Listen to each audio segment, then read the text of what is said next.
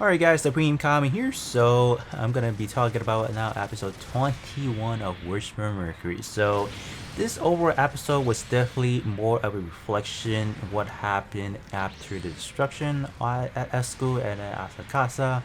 So we definitely did see a lot at the beginning scene, and then towards the end that we finally get to experience what the Quiet Zero was, and I was definitely stunned by what the heck that was. So we'll talk about that just in a little bit. And we also did see Shadiq talking to Mione and just more of like the Khadija staff just going over what really happened and all that good stuff. So let's kind of focus on school first. We talk about that scene first, and then we just kind of move over to what happened next. So pretty much at the beginning scene, we did see that school is pretty much in shambles, man. Like everywhere is in destruction. All the buildings would collapse and all that good stuff.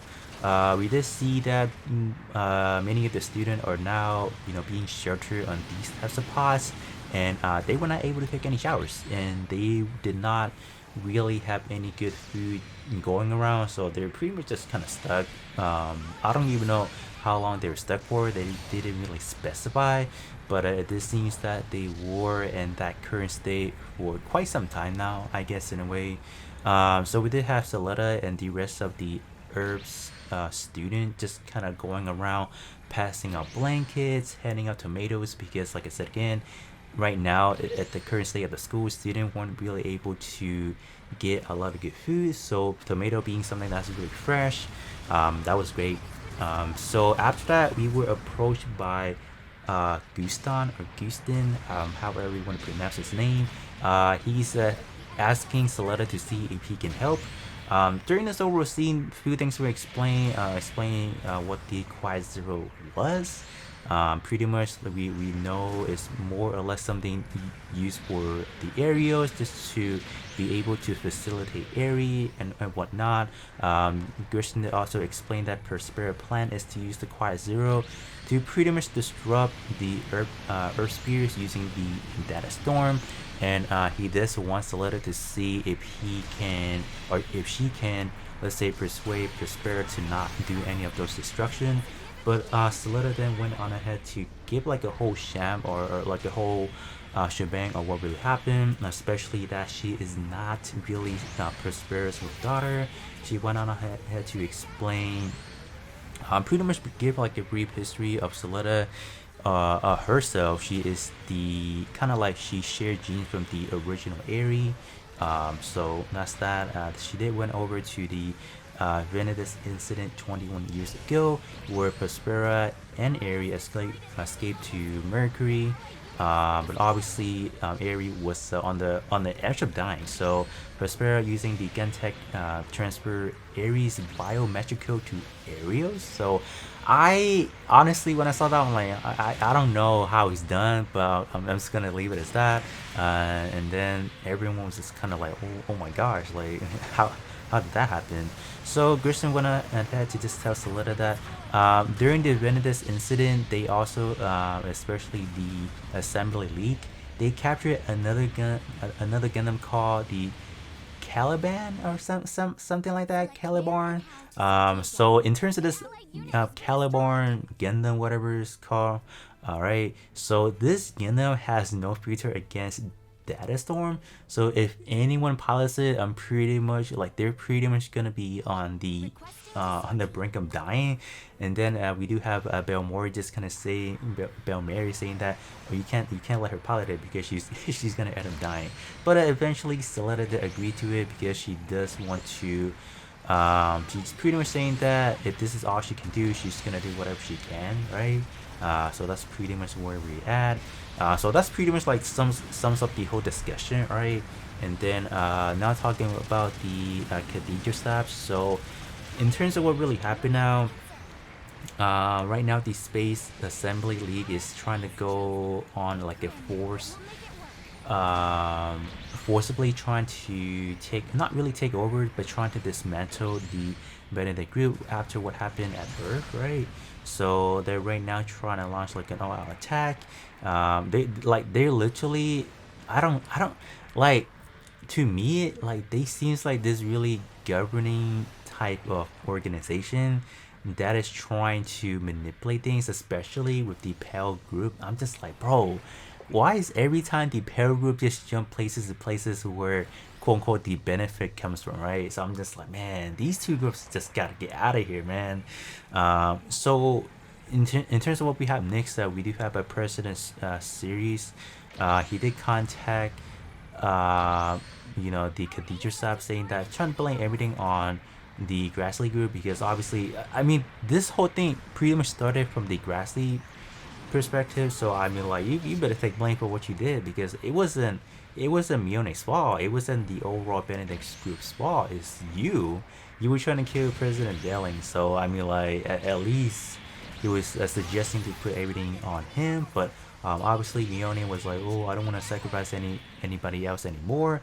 But I mean, at this point in time, I think Mione is just burned out, man. She, after what happened on her, I'm pretty sure she's just over everything. Like, she just wants things to, wrap things up, right?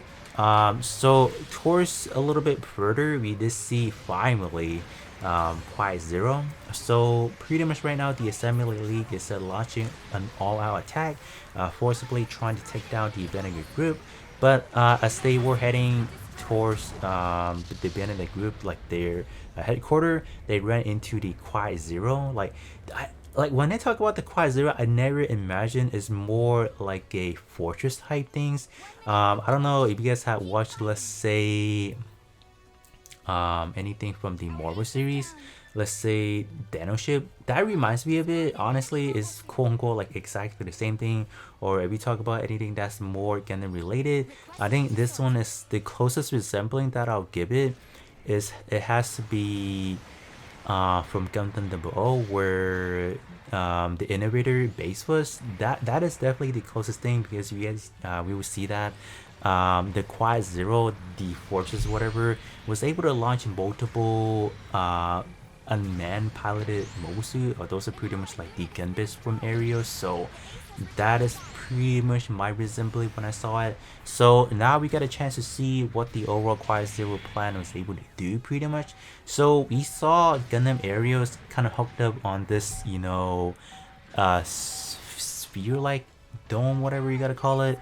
So pretty much it's being hooked up to like a kind of like a hangar, and then we see all the gunbits just kind of circulating areas, and then we pretty much have all the like the mobile suit gambit launching out of the Quiet Zero. Right now they are having like a quote unquote like a battle between pretty much Aerios versus against the whole, you can kind of say the whole Assembly League fleet. And man, the mobile suit gambits were able to formulate the what you would call it, like being able to take over all the mobile suits, all the spaceship from the Assembly League, because if you guys do know, everything that is related to which Mercury related to the, what is it, the permit link. So that's why anything within the permit link can be controlled by the Quiet Zero. That is why this thing is freaking amazing and pretty much very destructive. So in this over episode, we were able to see Prosper just asserting dominance over the space assembly league, and that was crazy. Like the overall battle didn't last 2-3 minutes, and that was pretty much it. So that's pretty much where we're at. So at this current time, the whole assembly league is being destroyed, and then we do kind of wrap things up. At the end of the scene, we saw Lauda. So he is actually blaming Mione for everything that happened to Pedra. What happened to the overall, I think it's more like what happened at school, and then what happened to his brother. So it doesn't make sense to me that why Lauda is blaming everything on Mione. I don't think she's done anything wrong, right? But we'll definitely see what's going on. So he looks like he's gonna be the one that's gonna be piloting the Sawaze. So that should be quite interesting.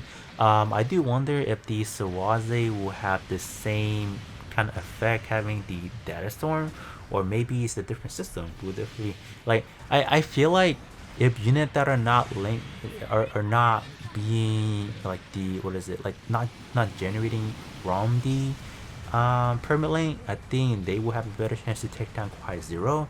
So we just have to hope that in terms of the Calabar Gundam does not have like a permanent link, but it might be, but we'll definitely see. But other than that, I think that pretty much wraps up overall episode 21. But do definitely let me know how you guys feel about this overall episode, and I'll be catching you guys all on the next one.